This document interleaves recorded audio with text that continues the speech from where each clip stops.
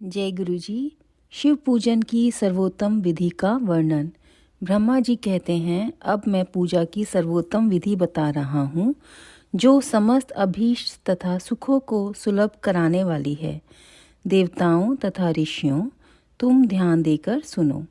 उपासक को चाहिए कि वह ब्रह्म मुहूर्त में शयन से उठकर जगदम्बा पार्वती सहित भगवान शिव का स्मरण करे तथा हाथ जोड़ मस्तक झुकाकर भक्तिपूर्वक उनसे प्रार्थना करे।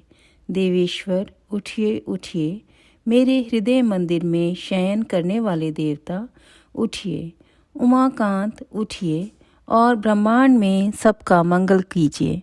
मैं धर्म को जानता हूँ, किंतु मेरी उसमें प्रवृत्ति नहीं होती। मैं अधर्म को जानता हूँ, परंतु मैं उससे दूर नहीं हो पाता। महादेव, आप मेरे हृदय में स्थित होकर मुझे जैसी प्रेरणा देते हैं वैसा ही मैं करता हूँ। इस प्रकार भक्ति पूर्वक कहकर और गुरुदेव की चरण पादुकाओं का स्मरण करके गांव से बाहर दक्षिण दिशा में मलमूत्र का त्याग करने के लिए जाएं। मल त्याग करने के बाद मिट्टी और जल से धोने के द्वारा शरीर की शुद्धि करके दोनों हाथों और पैरों को धोकर दातुन करें। सूर्योदय होने से पहले ही दातुन करके मुंह को 16 बार जल की अंजलियों से धोएं।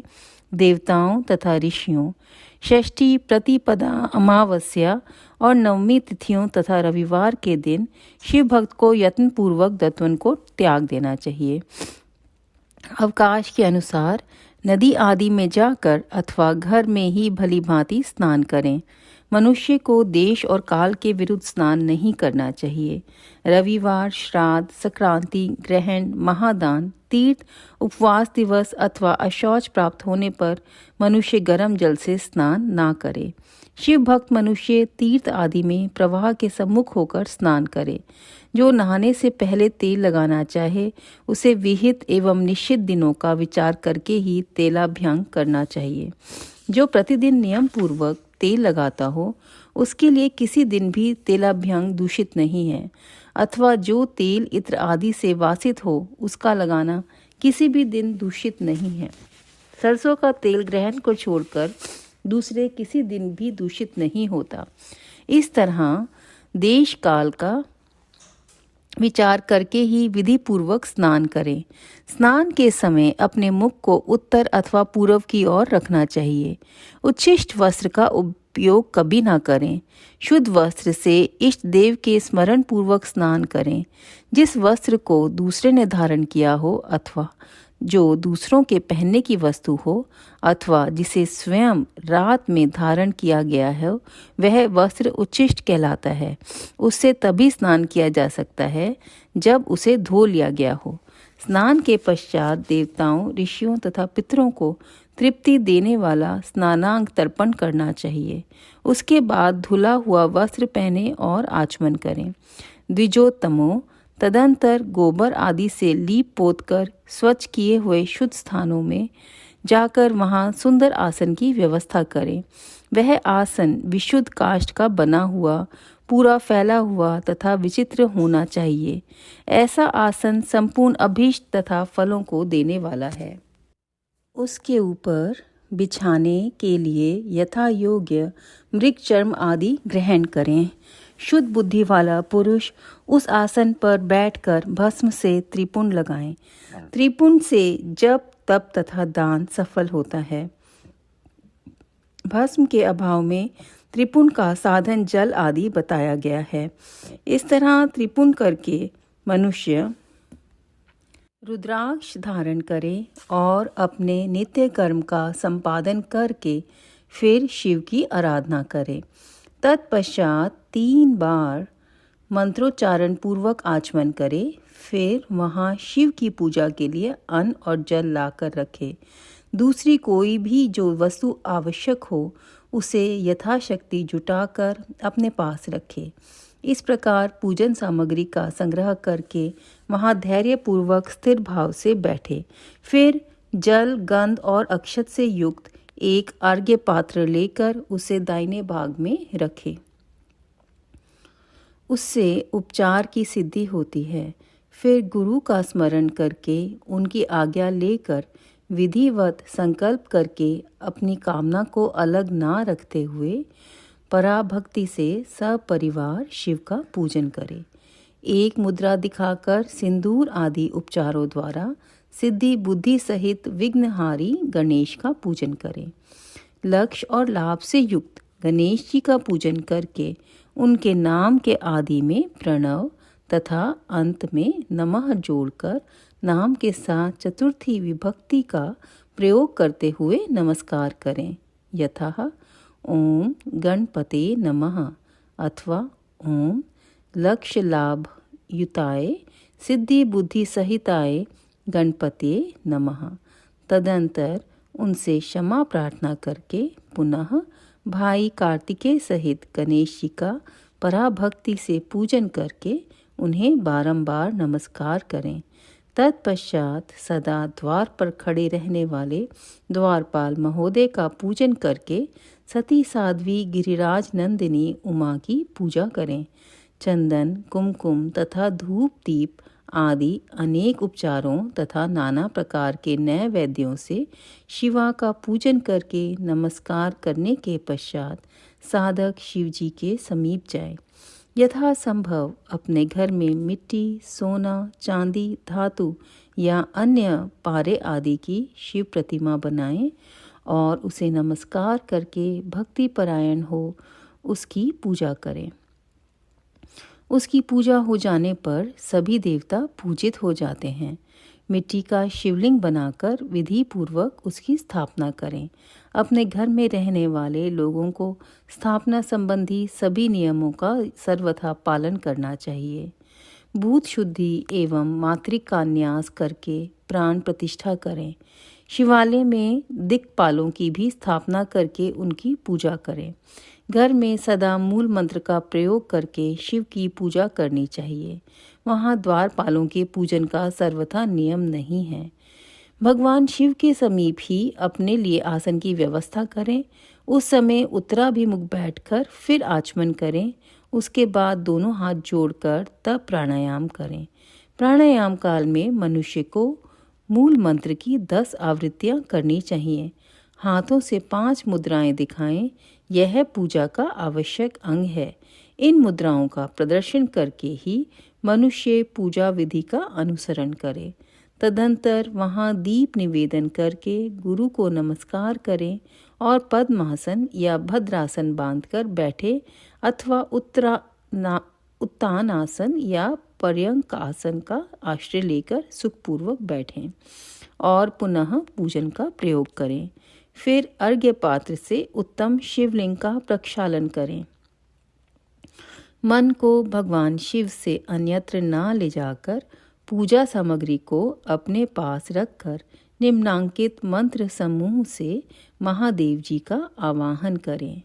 आवाहन: कैलाश शिखरस्थं च पार्वती पतिम उत्तमं यथोक्त रूपिणं शंभुं निर्गुणं गुणरूपिणं पंचवक्त्रं दशभुजं त्रिनेत्रं वृषभध्वजं कर्पूरगौरं दिव्यांगं चंद्रमौलिं कपर्दिनं व्याघ्रचर्म उत्तरीयं च गजचर्माम्बरं शुभं वासुक्यादि परितांगं पिनाकाद्युधान्वितं सिद्धयो अष्टौ च यसाग्रे नृत्यन्ति निरन्तरं जय जयति शब्दैश्च सेवितं भक्तपुञ्जकै तेजसः दुस्सहिनैव दुर्लक्ष्यं देव सेवितं शरण्यं सर्वसत्त्वानां प्रसन्नमुखपङ्कजं वेदैः शास्त्रैर्यथागीतं विष्णुब्रह्मनुतं सदा भक्तवत्सलम् आनंदं शिवम् आवाहयाम्यहम्। अध्याय 13।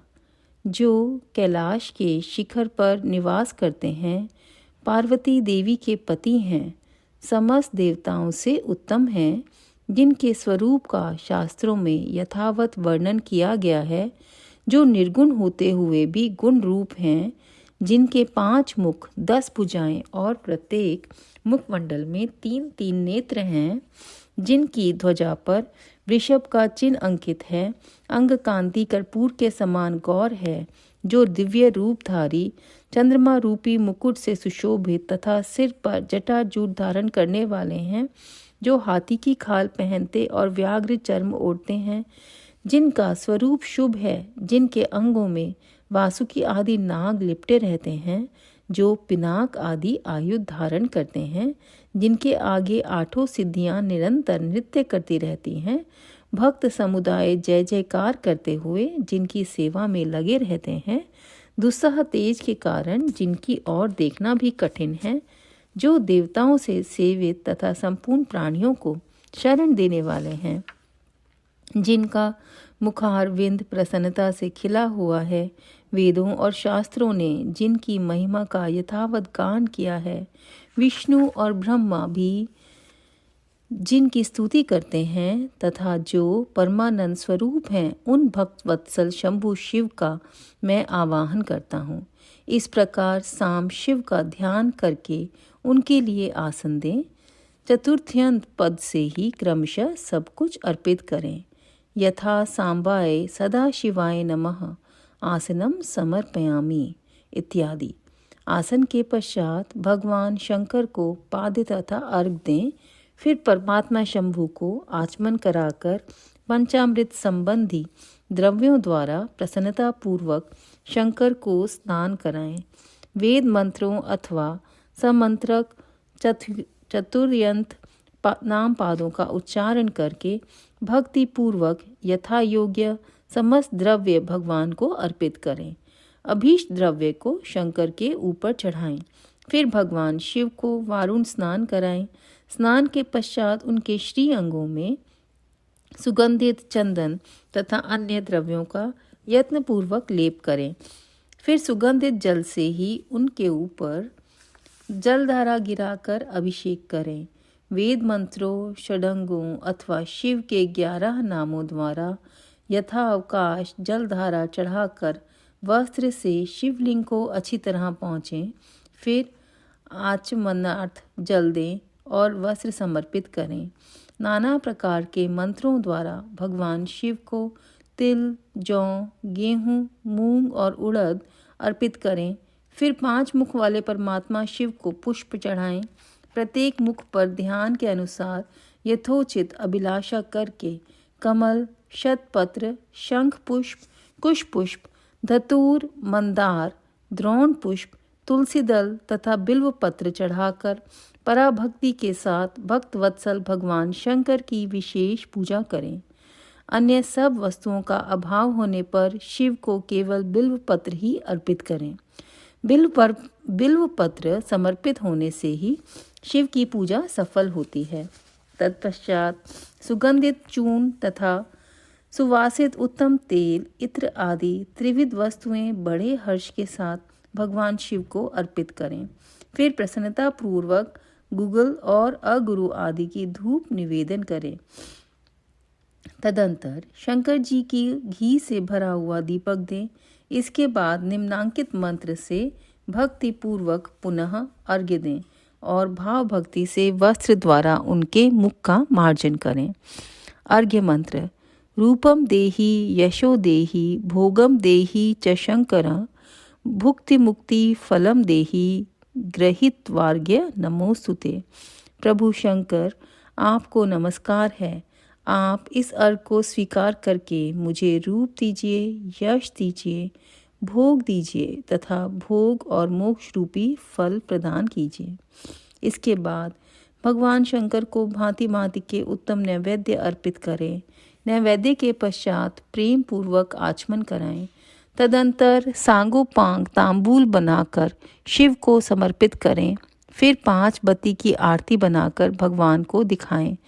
उसकी संख्या इस प्रकार है: पैरों में 4 बार, नाभि मंडल के सामने 2 बार, मुख के समक्ष 1 बार और संपूर्ण अंगों में 7 बार आरती दिखाएं। तत्पश्चात नाना प्रकार के स्तोत्रों द्वारा प्रेम पूर्वक भगवान वृषध्वज की स्तुति करें। तदंतर धीरे धीरे शिव की परिक्रमा करें। परिक्रमा के बाद भक्त पुरुष साष्टांग प्रणाम करे और निम्नांकित मंत्र से भक्तिपूर्वक पुष्पांजलि दे। पुष्पांजलि मंत्र। अज्ञानाद्यदि वा ज्ञानाद्यद्यत् पूजादिकं मया कृतं तदस्तु सफलं कृपया तव शंकर।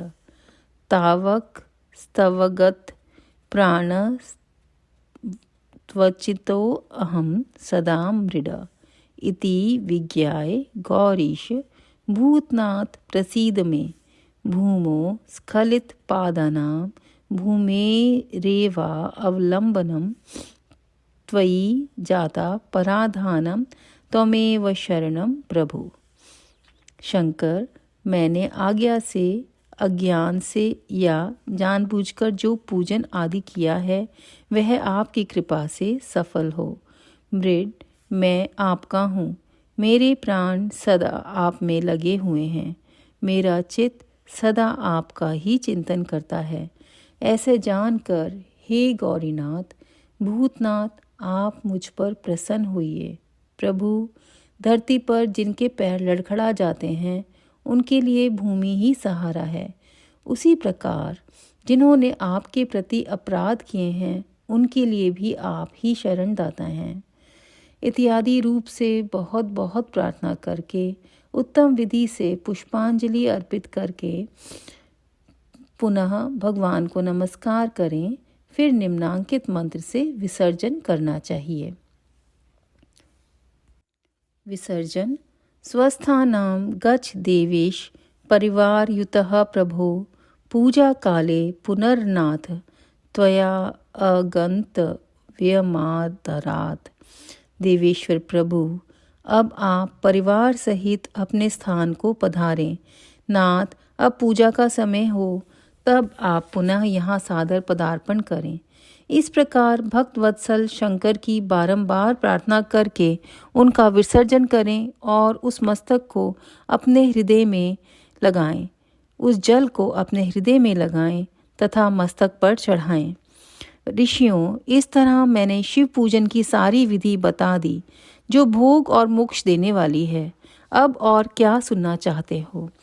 अध्याय 13। विभिन्न पुष्पों, अन्नों तथा जलादि की धाराओं से शिवजी की पूजा का महात्म्य। ब्रह्मा जी बोले, नारद, जो लक्ष्मी प्राप्ति की इच्छा करता हो वह कमल, बिल्व पत्र, शतपत्र और शंख पुष्प से भगवान शिव की पूजा करे। ब्राह्मण, यदि 1,00,000 की संख्या में इन पुष्पों द्वारा भगवान शिव की पूजा संपन्न हो जाए तो सारे पापों का नाश होता है और लक्ष्मी की भी प्राप्ति हो जाती है। इसमें संशय नहीं है। प्राचीन पुरुषों ने 20 कमलों का एक प्रस्थ बताया है। 1,000 बिल्व पत्रों को भी एक प्रस्थ कहा गया है। 1,000 शतपत्र से आधे प्रस्थ की परिभाषा की गई है। 16 पलों का एक प्रस्थ होता है और 10 टंकों का एक पल। इस मान से पत्र, पुष्प आदि को तोलना चाहिए। जब पूर्वोक्त संख्या वाले पुष्पों से शिव की पूजा हो जाती है तब सकाम पुरुष अपने संपूर्ण अभिष्ट को प्राप्त कर लेता है। यदि उपासक के मन में कोई कामना ना हो तो वह पूर्वोक्त पूजन से शिव स्वरूप हो जाता है। मृत्युंजय मंत्र का जब 5,00,000 जब पूरा हो जाता है तब भगवान शिव प्रत्यक्ष दर्शन देते हैं। 1,00,000 के जप से शरीर की शुद्धि होती है। दूसरे लाख के जप से पूर्व जन्म की बातों का स्मरण होता है। तीसरे लाख पूर्ण होने पर संपूर्ण काम्य वस्तुएं प्राप्त होती हैं। चौथे लाख का जप होने पर स्वप्न में भगवान शिव का दर्शन होता है और 5वें लाख का जप ज्यों ही पूरा होता है भगवान शिव उपासक के सम्मुख तत्काल प्रकट हो जाते हैं। इसी मंत्र का 10,00,000 जप हो जाए तो संपूर्ण फल की सिद्धि होती है। जो मोक्ष की अभिलाषा रखता है वह 1,00,000 दर्भों द्वारा शिव का पूजन करे। मुनि श्रेष्ठ, सर्वत्र लाख की ही संख्या समझनी चाहिए। आयु की इच्छा वाला पुरुष 1,00,000 दुर्वाओं द्वारा पूजन करे। जिससे पुत्र की अभिलाषा हो वह धतूरे के 1,00,000 फूलों से पूजा करे। लाल डंठल वाला धतूरा पूजन में शुभदायक बताया गया है। अगस्त्य के 1,00,000 फूलों से पूजा करने वाला पुरुष को महान यश की प्राप्ति होती है। यदि तुलसी दल से शिव की पूजा करें तो उपासक को भोग और मोक्ष दोनों सुलभ होते हैं। लाल और सफ़ेद आँख, अपामार्ग और श्वेत कमल के 1,00,000 फूलों द्वारा पूजा करने से भी उसी फल, भोग और मोक्ष की प्राप्ति होती है। जपा अड़हुल के 1,00,000 फूलों से की हुई पूजा शत्रुओं को मृत्यु देने वाली होती है। जपा के 1,00,000 फूलों से की हुई पूजा शत्रुओं को मृत्यु देने वाली होती है। करवीर के 1,00,000 फूल यदि शिव पूजन के उपयोग में लाए जाएं तो वे यहाँ रोगों का उच्चाटन करने वाले होते हैं। बंदूक दोपहरिया के फूलों द्वारा पूजन करने से आभूषण की प्राप्ति होती है। चमेली से शिव की पूजा करके मनुष्य वाहनों को उपलब्ध करता है, इसमें संशय नहीं है। अलसी के फूलों से महादेव जी का पूजन करने वाला पुरुष भगवान विष्णु को प्रिय होता है। शमी पत्रों से पूजा करके मनुष्य मोक्ष प्राप्त कर लेता है। बेला के फूल चढ़ाने पर भगवान शिव अत्यंत शुभ लक्षणा पत्नी प्रदान करते हैं। जूही के फूलों से पूजा की जाए तो घर में कभी अन्न की कमी नहीं होती। कनेर के फूलों से पूजा करने पर मनुष्य को वस्त्र की प्राप्ति होती है। सेदुआरी या शेफालिका के फूलों से शिव का पूजन किया जाए तो मन निर्मल होता है। 1,00,000 बिल्वपत्र चढ़ाने पर मनुष्य अपनी सारी काम्य वस्तुएं प्राप्त कर लेता है। श्रृंगार हार हर श्रृंगार के फूलों से पूजा करने पर सुख संपत्ति की वृद्धि होती है। वर्तमान ऋतु में पैदा होने वाले फूल यदि शिव की सेवा में समर्पित किए जाएं तो वे मोक्ष देने वाले होते हैं, इसमें संशय नहीं है। राई के फूल शत्रुओं को मृत्यु प्रदान करने वाले होते हैं। इन फूलों को 1,00,000 की संख्या में शिव के ऊपर चढ़ाया जाए तो भगवान शिव प्रचुर फल प्रदान करते हैं। चंपा और केवड़े को छोड़कर शेष सभी फूल भगवान शिव को चढ़ाए जा सकते हैं। विप्रवर महादेव जी के ऊपर चावल चढ़ाने से मनुष्यों की लक्ष्मी बढ़ती है।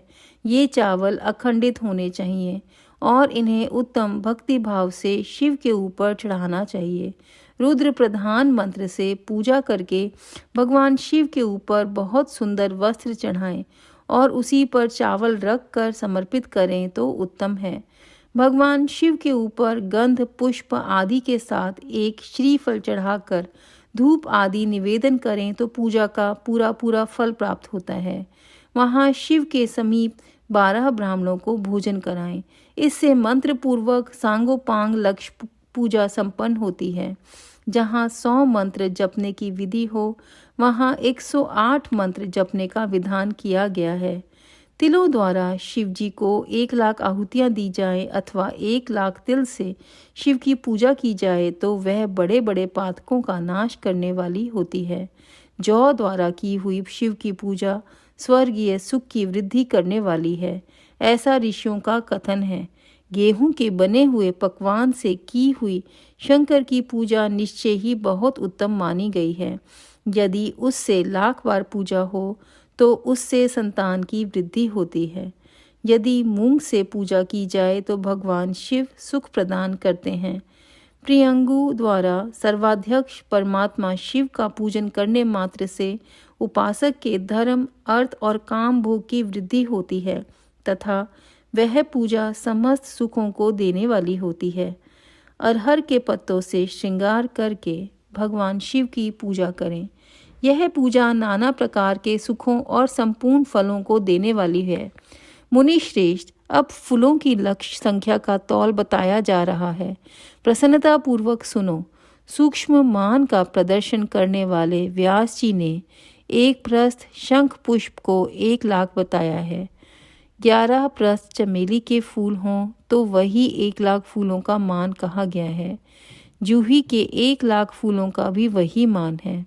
राई के 1,00,000 फूलों का मान 5.5 प्रस्थ है। उपासक को चाहिए कि वह निष्काम होकर मोक्ष के लिए भगवान शिव की पूजा करे। भक्ति भाव से विधि पूर्वक शिव की पूजा करके भक्तों को पीछे जलधारा समर्पित करनी चाहिए। ज्वर में जो मनुष्य प्रलाप करने लगता है उसकी शांति के लिए जलधारा शुभ कारक बताई गई है। शतरुद्रीय मंत्र से, रुद्री के 11 पाठों से, रुद्र मंत्रों के जप से, पुरुष सूक्त से, 6 ऋचा वाले रुद्र सूक्त से, महामृत्युंजय मंत्र से, गायत्री मंत्र से अथवा शिव के शास्त्रोक्त नमो के आदि में प्रणव और अंत में नमः पद जोड़कर बने हुए मंत्रों द्वारा जलधारा आदि अर्पित करनी चाहिए। सुख और संतान की वृद्धि के लिए जलधारा द्वारा पूजन उत्तम बताया गया है। उत्तम भस्म धारण करके उपासक को प्रेम पूर्वक नाना प्रकार के शुभ एवं दिव्य द्रव्यों द्वारा शिव की पूजा करनी चाहिए और शिव पर उनके सहस्त्र नाम मंत्रों से घी की धारा चढ़ानी चाहिए। ऐसे करने पर वंश का विस्तार होता है, इसमें संशय नहीं है। इसी प्रकार यदि 10,000 मंत्रों द्वारा शिव की पूजा की जाए तो प्रमेह रोग की शांति होती है और उपासक को मनोवांछित फल की प्राप्ति हो जाती है। यदि कोई नपुंसकता को प्राप्त हो तो वह घी से शिव की भली भांति पूजा करे तथा ब्राह्मणों को भोजन कराए। साथ ही उसके लिए मुनीश्वरों ने प्रजापत्य व्रत का भी विधान किया है। यदि बुद्धि जड़ हो जाए तो उस अवस्था में पूजक को केवल शर्करा मिश्रित दुग्ध की धारा चढ़ानी चाहिए। ऐसे करने पर उसे बृहस्पति के समान उत्तम बुद्धि प्राप्त हो जाती है। जब तक 10,000 मंत्रों का जप पूरा ना हो जाए तब तक पूर्वोक्त दुग्धारा द्वारा भगवान शिव का उत्कृष्ट पूजन चालू रखना चाहिए। जब तन मन में अकारण ही उच्चाटन होने लगे, जी उचट जाए, कहीं भी प्रेम ना रहे, दुख बढ़ जाए और अपने घर में सदा कलह रहने लगे, तब पूर्वोक्त रूप से दूध की धारा चढ़ाने से सारा दुख नष्ट हो जाता है। सुवासित तेल से पूजा करने पर भोगों की वृद्धि होती है। यदि मधु से शिव की पूजा की जाए तो राज यक्ष्मा का रोग दूर हो जाता है। यदि शिव पर ईख के रस की धारा चढ़ाई जाए तो वह भी संपूर्ण आनंद की प्राप्ति कराने वाली होती है। गंगा जल की धारा तो भोग और मोक्ष दोनों फलों को देने वाली है। ये सब जो धाराएं बताई गई हैं, इन सब को मृत्युंजय मंत्र से चढ़ाना चाहिए। उसमें भी उक्त मंत्र का विधानतः 10,000 जप करना चाहिए और 11 ब्राह्मणों को भोजन कराना चाहिए। अध्याय 14। जय गुरु जी। जय जय गुरु जी।